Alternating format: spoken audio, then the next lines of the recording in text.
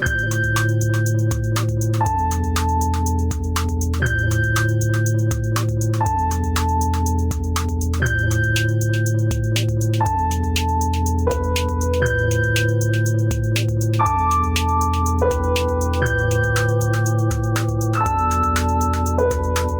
right, everybody, welcome back. This is The End of the World with Michael and Stu. I'm Michael. And I'm Stu, and today we are talking about the Y2K computer bug, the apocalypse that wasn't. The apocalypse that wasn't. Many treat it as a joke, oh haha, but as we'll discuss in a little... it is kind of funny. It is funny that nothing happened, but as we'll discuss in a minute, the reason nothing happened is because, for once, human beings across national boundaries and across different areas teamed up to work for several years in advance of the year 2000 to actually fix the Y2K computer coding bug. Right. Which... For our younger listeners, it might be difficult to believe that such a thing would even be possible. Yeah, I think this is up there with the ozone layer as major problems that actually were addressed. Sure. And then on the other side... What about acid rain? Yeah, you don't hear about that so much, but I think that's actually, as climate change continues, that's going to be... And the whales? Whales are doing better. Really? Whales doing better. Because there were a lot of Save the Whales. Yeah, I mean... A lot of bake sales. The rainforest, obviously, we didn't get done. Yeah, we're still working on that. Sure, we'll have an episode about the state of affairs down there at some point. Well, we are kind of talking about it with the Through the Arc of the Rainforest episode. Sure. But speaking of forests being destroyed, before we get into the Y2K, I think we would be remiss to not address the catastrophic fires that have been ravaging LA for about the last week. I believe it was Tuesday, right, of last week. Right. And Michael, you're in Los Angeles currently, so your eyes and ears on the ground. Tell us, what is the mood like? I mean, personally, I'm probably not dealing with it much differently than you, right? In the sense of basically shuddering indoors, at least at the beginning, and watching it on my phone. Yeah. Right. But luckily nothing at all has happened around us. I mean, everything's very close in terms of mileage, right? Like we're probably just a matter of miles, a few miles from Glendale, Pasadena, and all that. Yeah. I mean, I'm pretty certain that there's no one here that, even those unaffected, everybody knows somebody who is extremely affected. We have friends who have lost everything. Yeah, right. As do I, even in New York. But yeah, it came. There's these competing narratives, right? Which again, we've talked about a lot about how these disasters or events take political lines very quickly, and we've seen this once again with the preparedness and what they knew, and did the mayor go to Ghana, and the budgets and all of this stuff. Right. So the budget for the fire department was cut in the last city budget. And it's not that much, but still any cuts. No, but it was also they wanted more. So in terms of like the positions and stuff that they wanted, they not only didn't get anything added, they got a bit taken away. Obviously, there's, I think, the somewhat legitimate controversy that in the meantime, the LAPD's budget obviously continued to grow, to balloon, unimpeded. Right. And again, that very simple, distilling it down to that issue, I think is very much in keeping with what we've talked about on the show, that we are in an era where increasingly the authoritarian preservation of a system of collapse seems to be a slightly or significantly higher priority than genuine prevention, safety, or security measures for regular people, and so somewhat shockingly in this sense, even private property, which usually does get a little more protection than just your regular people, right? Right, but we've seen also this narrative about arson emerge, which has been interesting. David Spade, I saw on Instagram Reel or something today, being like, I will give $5,000 to anyone who spots and documents an act of arson in LA County or whatever. And I'm just like, wow, David Spade. There he is. Yeah, I mean, I saw some people were like blaming tweakers. Have you heard? Seen Sure, this? but also Andrew Yeah. Huberman, the People saying stuff like I listened to the whoever the hell was being interviewed by Tucker Carlson explaining how arson is a huge part of the quote culture of meth, okay, right? But obviously providing no evidence for any of this having occurred, but just basically saying the interview was pretty amazing. I only watched the first couple minutes before I had to shut the fucking thing off, but it was like sure, basically saying, um, you know, it's probably happening because of houseless, or as the Carlson show would say, the homeless sure, population, and grouping that in with and all the fires are because those same people are all on meth, and there's a real culture of fire. which is very But all of that, all of that doesn't seem to be too far removed from what we typically get, which is the increasing like social discourse around overarching institutional environmental issues, right? yeah, And so one of the other offshoots that has come out of this is this anti-DEI. They seem to be able to put this into any just issue. whatever happens, they can find Just whatever happened, it's DEI. It's just like, oh, there's a lesbian they've fire done this with chief they've done it. Yes, they've who done this with the fire prioritize department. diversity, etc. Right, and there's some out of context quote that where I think she just mentions that she has like in her practice is hoping to bring more equity to the department. Right. And of course, this is implying that none of these people are capable of doing their jobs. She's like a 25-year veteran of the department. Oh yeah, yeah. I mean, it's just insane. A hero. She had previously like single-handedly put out save 6 houses from a brush fire in Glendale. And you're seeing that now, somewhere. Outside of the fire, one of the things that is happening apace in the run up to the Trump admin is all of these companies are announcing that they're not doing it anymore. Most notably Meta, right? Where they basically McDonald's has McDonald's saying, also canceled its diversity initiatives. And Meta is going nuts, right? Well, I feel like he's just jealous of Elon on a certain level. Yes, of course. Right? He's like, wait a minute, you can just be a right-wing, like, monster, free speech, quote-unquote, absolutist, and it's no, in terms of my personal experience with it, it's like we were extremely lucky, but the sensation of potential doom was definitely there, because you are being told like it's time to put together your go bag, as they call it. And just basically look and wait and see. And so everyone in the city downloads this Watch Duty Fire app. So now everyone has the Fire app on their phone, right? But also, I've heard there have been problems where everyone is being alerted to evacuate in the whole county. Yeah, we got a couple of false alarms.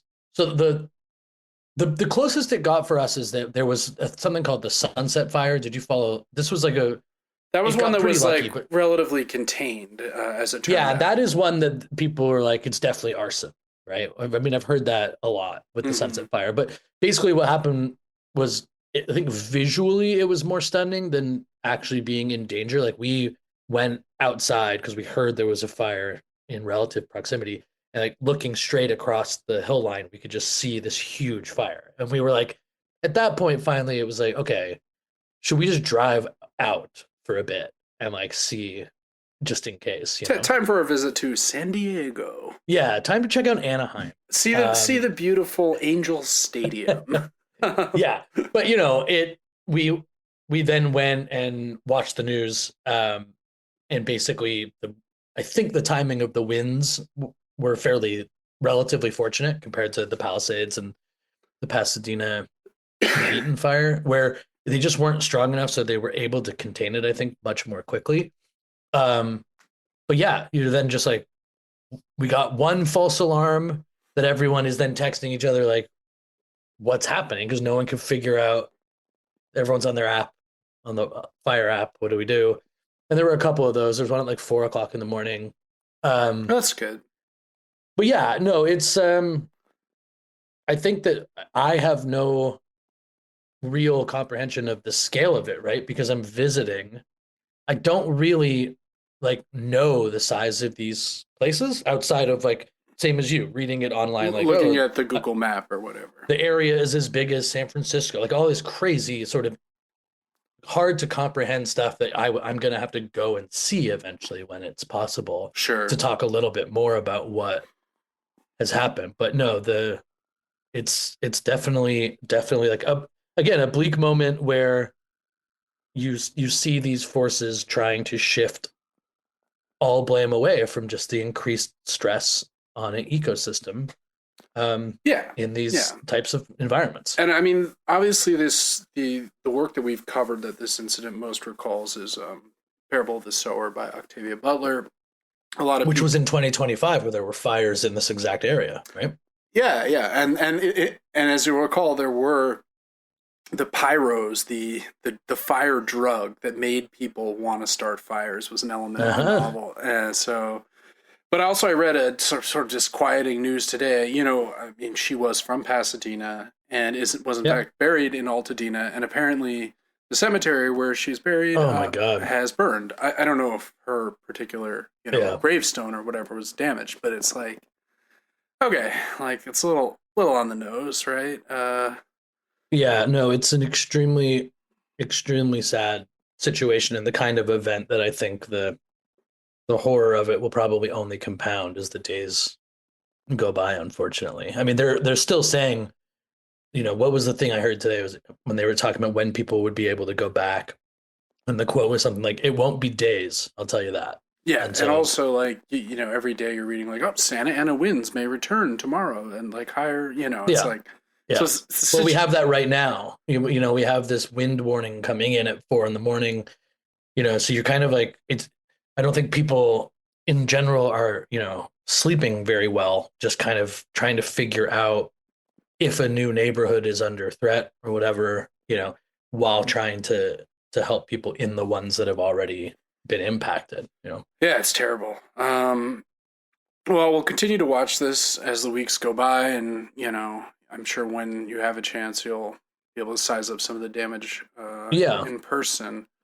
But I guess at this point, we should move forward to cover the main topic of this episode, which Hmm. is Y2K. The Y2K problem, the Y2K computer bug, as it was called. When did you first hear of Y2K? I can't quite remember. I would say probably somewhere around 1996 or 97. Yeah, it was pretty early. I think that It was would when definitely. I think that was when I was first on the internet regularly. No, that's not true. I was on earlier. But when I was on America Online, I had been on Mhm. CompuServe in the early 90s. I remember because I Did was you ever on get on Netscape?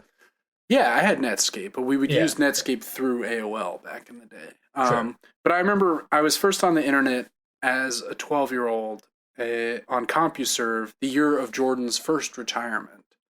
And I would Oh be on wow. basketball forums, like Hmm. doing like the Bird Kukoc comparison. Like, will Kukoc's arrival be a bird esque? I remember having debates about Right. that. I also did a lot of fraud, not like monetary fraud, but I would just pretend to be, like a 25-year-old comic book writer, and Oh yeah, really? oh yeah, Interesting. oh yeah, I No, did, I started online pretty early because my dad worked for a yeah, tech yeah. I mean, Canadian tech company, my and dad's a huge tech guy, so I was on yeah, I so was I on it was like Prodigy in like 91, I think, around the yeah, I very think I beginning. probably 92, 93 was the very first time. But like I also my first real memory of the usage of it, sort of starting to understand what it was capable of, was in 95 when I could see NCAA basketball scores update in England. When I was a kid, my favorite sporting event was March Madness, Sure. right? And I would just get so homesick for that like first weekend. And I remember like how like the pages would Ooh, load Duquesne down. is tied with Right. Kansas. So you get like one score, you see like how many points Duquesne had, and then it would like go down. It's like Georgia Tech. And yeah, so like this process of Y2K in terms of like hearing about it as a potential crisis.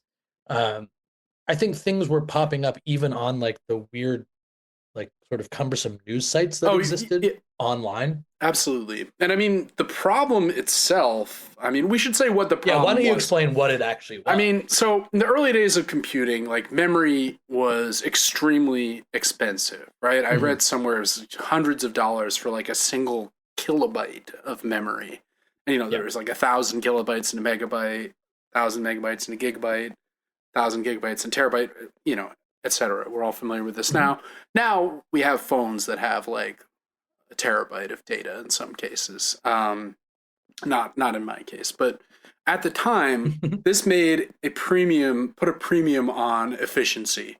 So what a lot of early coders did was they just, when using dates, they just did 1265 would be December 1965 rather Mhm. than 121965, because just not having those two digits could shave off a lot of expenses, essentially. And this wasn't thought of as being an issue because most people assumed, oh, well, yeah, maybe this will be an issue when, year 2000 comes around.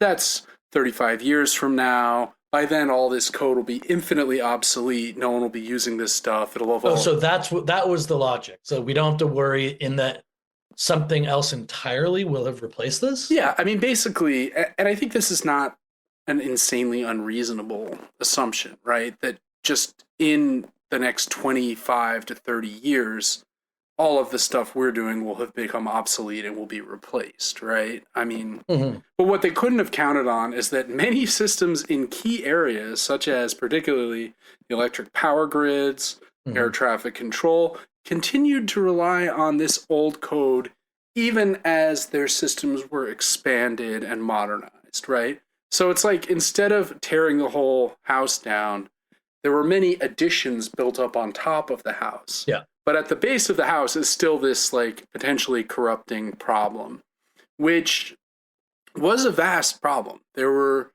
many issues, and some of we read some good articles about this. There's one in the Guardian. Well, do you remember though when you were younger? Like the ones we've been reading in preparation from this are kind of newer, right? But do you remember reading like Oh yeah, like in the New York these Times and stuff. some of the descriptions of what was going to unfold Potentially. was incredibly frightening. Oh, Planes planes falling out of the sky. Yeah, trains yeah. running into each other. Like it was like genuinely or just frightening. like universal blackouts. I think that was the most common thing, right? Was that the gangs power grid coming and was in like under serious threat. And also in the early run, the first articles that I sort of remember seeing, it was about the impossibility of implementing the solution in time. right, Right? right. There was a lot of talk about like basically because the problem was that basically when the year 2000 came, the fear was computers would think it was 1900, and that Yes. would throw everything out of whack. And in fact, they did in some Yeah, cases. there were a couple examples in the Guardian article, like in 1988, a batch of tinned meat was rejected by a supermarket because it appeared to be more than 80 years past its use-by date.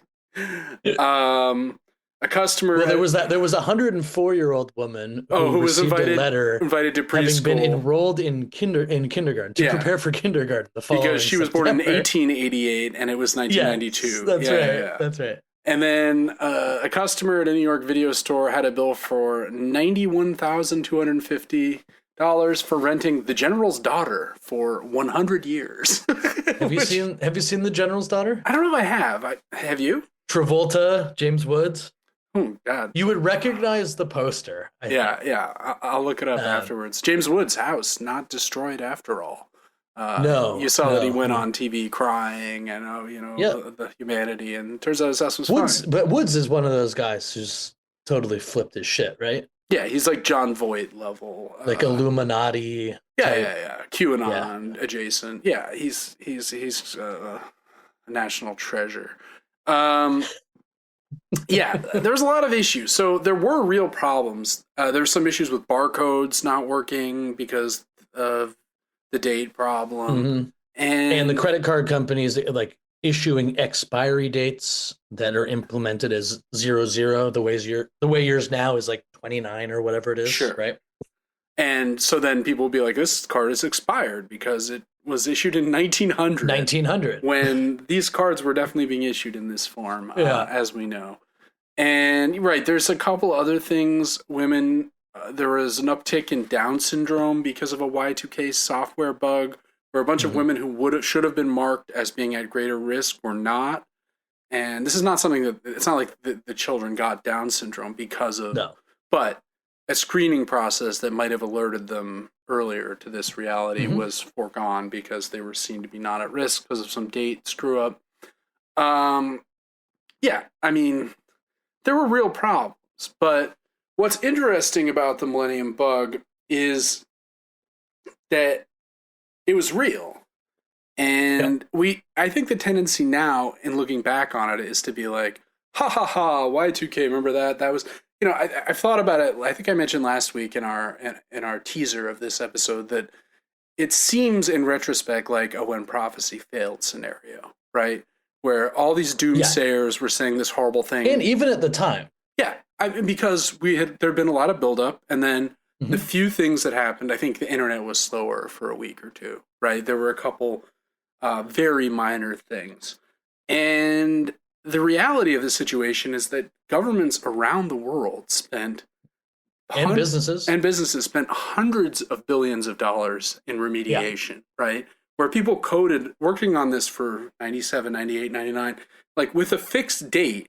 It's like we have to get this done by December 99. I mean, huge like work centers of people just coding, recoding, re-implementing. I mean, what the article was saying that they estimated the cost, the UN internet estimated the cost between 300 and 500 billion dollars. Right. And I remember at the time, like even at the time, being like, what a letdown. Wow, they told us it was going to be so bad because because it was sort of unknown. It was, while there was all of this coordination going on, an incredible effort going on to actually fix this, It was behind the ultimately scenes.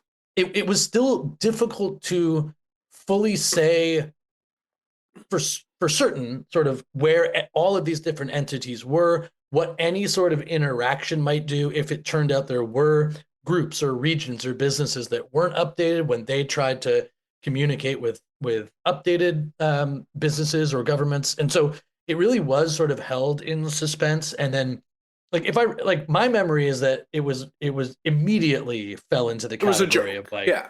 it was a joke. Yeah. Ha ha ha. And it's again like it's sort of it's a very fitting moment, I think, for not only what currently exists, right, in terms of the fragility of our data. I remember we were talking about in our predictions for 2025 segment a few there weeks was going to ago be some big. that like because you hear every now and then of like oh, someone got every credit card at the Target in New York State. Oh, by the way, the dark web has every social security number, right? And like things that were just fully as bad as this looked like it was going to be, or could have been, if not for the efforts, that wouldn't even have been possible back then, right? No. That are now like we are placing so much data, giving so much stress into these systems with our personal information that like just think about what kind of personal information you had on the internet in 1999 and compare it to what you have now. I mean, very little. I think I had an Amazon account that I used for books and CDs, which was at the time the main thing Amazon sold. Yeah. And I think a bunch of like throwaway email accounts for chat accounts on various like AOL, whatever, Instant AOL, Messenger, ICQ. Yeah. I mean, now think about it. All of your tax records, your social, every 90% of the conversations you have are now like through these mediums or whatever. No, right? It's true. Now, where were you on December 31st, 1999, Michael? What was your personal I'm pretty sure experience? that I know that this happened. I'm trying to remember for sure if it was it was the 2000, but we were our family home kind of was like the house where people would come hang out. Like our parents were pretty relaxed about having kids. There's always like the one kid in the group who's you can go to the basement and actually like hang out. And that was you. So that was us. And also like across the small generational gap between like my brother who was 2 years older and me, right? So like both groups of friends, I guess, came together sort of for this. And your brother would have been like a senior in high school? 16? And I was 14, maybe? No. Not a senior yet. No, I- you were 17, right? You were born in 83. oh yeah, I was So 16 you were 16 and he was 18. and he was 18. Yeah, Okay. yeah.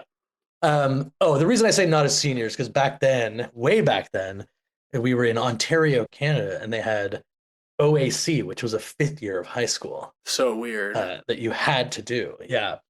Um, so we had a party, and at midnight, all the power goes out, right? Like everything in the house just boom. People start freaking out. And it was this guy, it was a good friend of my brother, who was just a piece of shit. But and he decided that like him and his buddy like had gotten together and planned So they went to just down shut off and all the like power. shut the transformer. Or But whatever. it was very simple, it came back on after. But it's a terrible thing to have to remember because I like flipped, You were so right? angry. Like I it's one of those stories that when thought of in retrospect, you have to start to assess like I was a pretty lame kid as a teenager. Like I wasn't You were a big cool. rule follower. It wasn't quite like that, but definitely like in my house, and I'm sure also part of it is I'm also incredibly paranoid about everything. Oh yeah. So I probably was also like the world is ending. Oh no, it was just this guy who's always kind of shitty, you know. Like fucking Jeff, But how yeah, dare you do this, you yeah, it was definitely motherfucker. like it just now I'm looking back on it, it's like such a cringe moment where I was like getting upset at this guy who just played a perfectly good New Year's joke. Like, It's a how good did I one. get? It's a good one. I wasn't like drunk or anything. Uh-huh. I was a bit of a teetotaler, Ah, probably still at that point. rule Maybe rule not quite, but follower. yeah, I was. Yeah, I guess. Right, right. But it definitely like everybody in that 10 seconds or whatever, was definitely thinking if it's not can't just be here, right? Like This is this is it. all happening. This is the Yeah, big yeah. one. What about you? Do you have any memory of that New Year's? Yeah, I do. It's one of many New Years where I ended up doing nothing and staying at home. But the funny thing is, I was at this point, my family had moved to. I grew up mostly outside the city, outside New York City, in Connecticut. But then I Mhm. went to boarding school in 1997, and when I went to boarding school, my parents moved to Massachusetts, where we had been from originally, moved back, Right. which is not an ideal situation because then you find yourself you're like, home from boarding school to the town where I know no one and have no context and Right. no friends. So my high school experience was I was somewhat lonely in the summer and because I was just in this environment where I had no context. So I Sure. remember the few days before New Year's, like between Christmas and New Year's that year, I had driven down. I didn't have my own car, but my parents had a car that they let me borrow. And I drove down to Connecticut, to where I grew up. Met up with some of my best friends from ninth grade, which is the last year I went to non boarding school. And we had a lot of fun. We were drinking. I would have been 18. I think I was a senior in high school. And went to like house parties. It was like one of those rare times when I was like, I'm doing normal teen things. Like someone's parents are out of town and we're like going to their house and like Yeah. drinking vodka that we bought with a fake ID or, just Mhm. the kind of things teenagers actually do. And I remember being really fun and good and kind of dangerous, like retrospectively, like there were probably Sure. some drives that shouldn't have been taken, that sort of Yeah, thing. of course. But I don't remember why, but for some reason my friend was like, "Yeah, like you've got to like you can't like why didn't I just stay there for New Year's?" It was like, Right. "No, you got to go." So I ended up going back home and I didn't do anything. And in fact, like at midnight I was like, "Oh, nothing happened. Okay, time for bed." So But like do you remember being when nervous. it ticked over being like, I wonder if anything's gonna happen? Yeah, I was in my bedroom, I remember, Yeah. alone. Classic. And this was my senior year of high school, which was probably the most insane year of my life, just in terms Mhm. of I was playing sports, but I was also experimenting with mind expanding substances, shall we say. And so I think psychologically I was like quite unhinged, Yeah. and I had these new friends and everything was different. But I felt vexed because it was like I can't be with my old friends, but I can't be with my new friends because they're off in Chicago or Yeah. wherever they They're live. just like, oh, the world may as well just end. Yeah, Give me this Y2K bug. yeah, and then nothing happened, and I was kind of like, oh, nothing happened, good. Yeah. But And also, yeah, you didn't have like the knowledge that like I had certainly read in the run up I was to it that aware. there was a lot of work being Oh, done. I was aware that it was a potential major problem. Yeah, but But I was also like I was also aware I think towards the end that like they really had done a lot yeah, yeah, to I think people were kind of assured that no disaster would come by that point.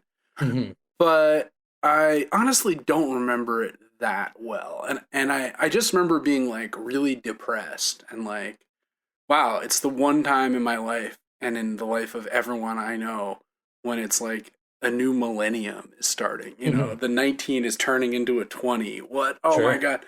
And here I am by myself.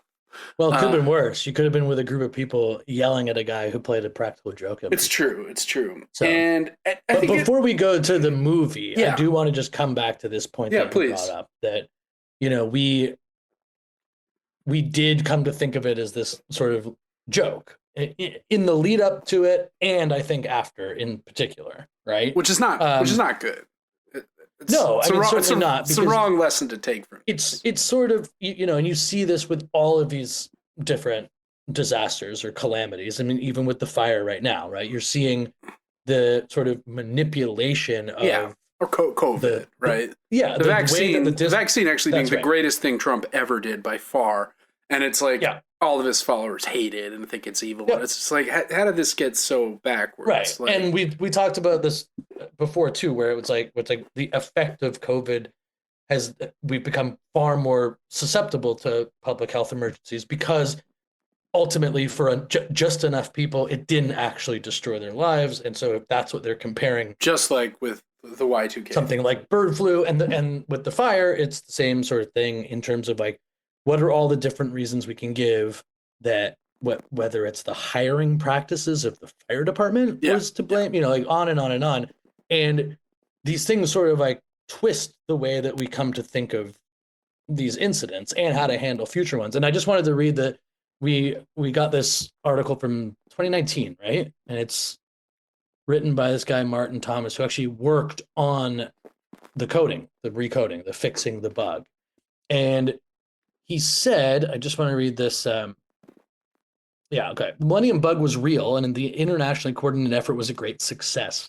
Tens of thousands of failures were prevented.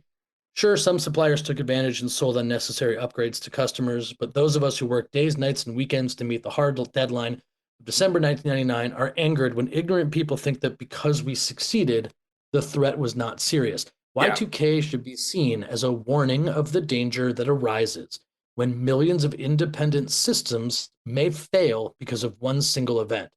But this lesson has not been learned. In fact, today, millions of systems rely, for example, on a GPS signal to provide accurate timing, positioning, and navigation on which our communications, defense, financial systems, and food supplies all depend. Yet the GPS signal remains easy to jam and could be disabled for days or weeks by a major solar storm. Today, so many computer systems use the same software that a single cyber attack could rapidly spread and cause chaos. 20 years ago, we did not have automated just in time supply chains, and along with them, their much greater vulnerability. 20 years ago, we showed that committed international action could overcome a critical threat. We shall need that commitment again. Right. And this is from 5 years ago, obviously, but obviously all of this is still completely true, if not more Yeah. true. Right. Mm-hmm. And yeah, I mean, I think that's to say nothing of the like. It seems to me every year goes by, you have less and less chance of anything like committed international action. You know, it seems like an age of isolationism is looming, if not already upon us.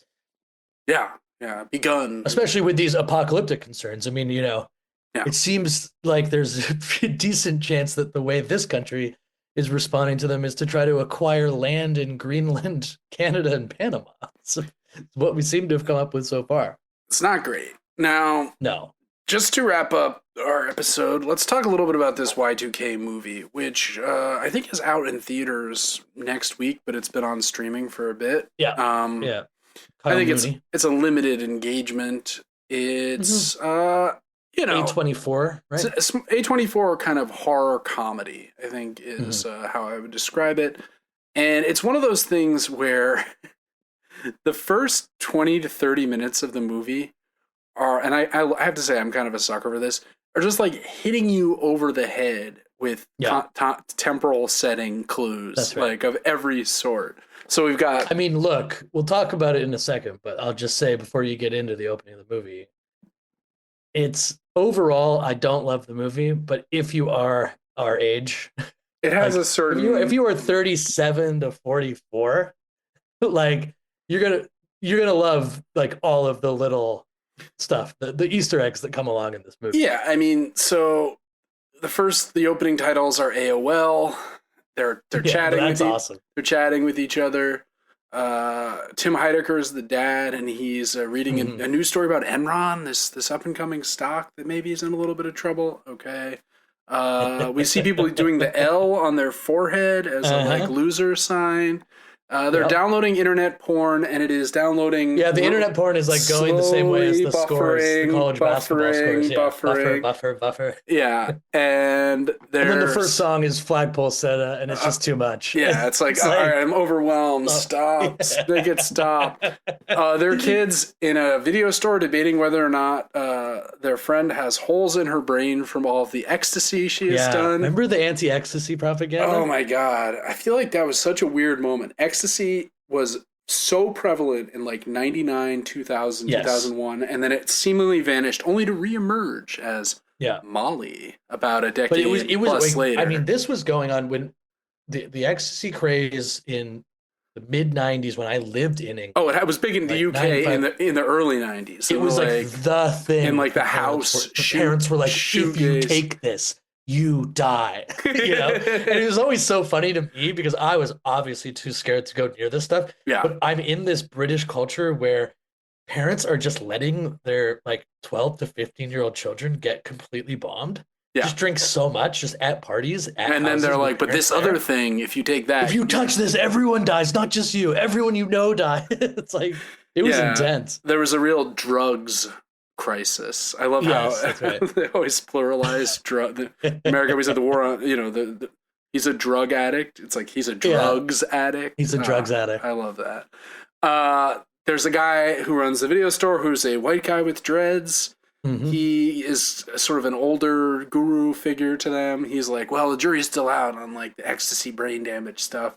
There's a Taco Bell Chihuahua reference. I mean, Sure, but there's also like the prevalence of weed too is of the time, right? Like people having like sneaky bowls in back rooms and stuff. You Yeah. know, always a bowl. Someone's got a bowl on them all the time. You know? Yeah, that was true. That was at our boarding school. We definitely had a few bowls that were hidden away in the roof panels in the bathroom and Mhm. stuff. Ceiling panels, rather.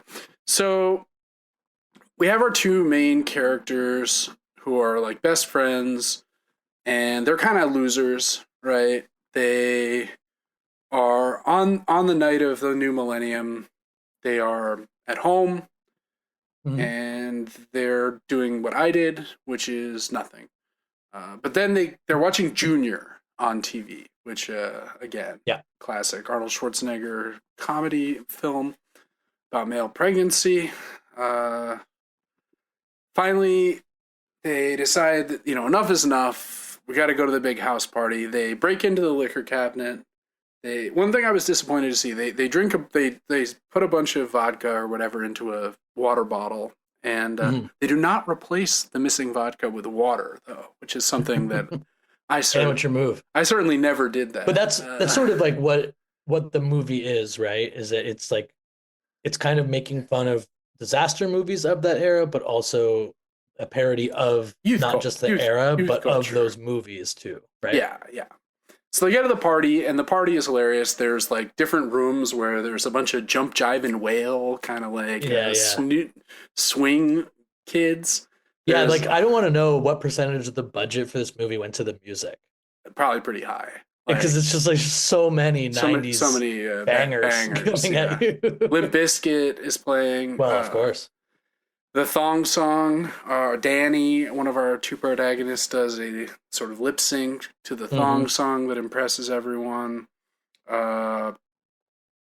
Basically, the movie itself is not impressive or compelling, right? Do you want to just quickly so basically like the plot is of the movie? At midnight, everyone's like, hooray, and it seems like everything's fine, and then the power goes out, power comes back on, and it seems that appliances and other household machinery have come to life with murderous intent. Yes. And they are hell-bent on killing. So the rest of the movie then becomes a kind of classic horror escape movie. Yeah.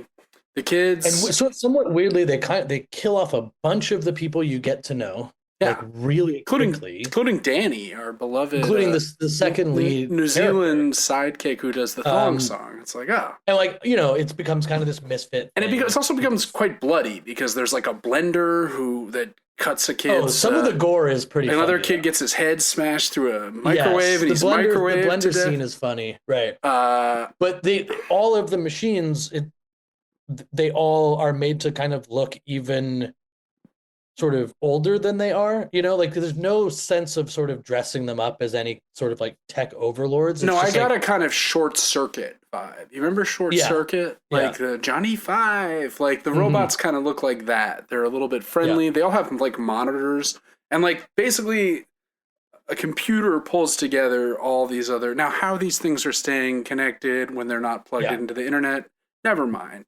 They eventually escape to a sort of hippie hangout in the woods at an old factory where there's no electricity, so it's safe. Then they learn through the hacking skills of Laura, who's Rachel Zegler.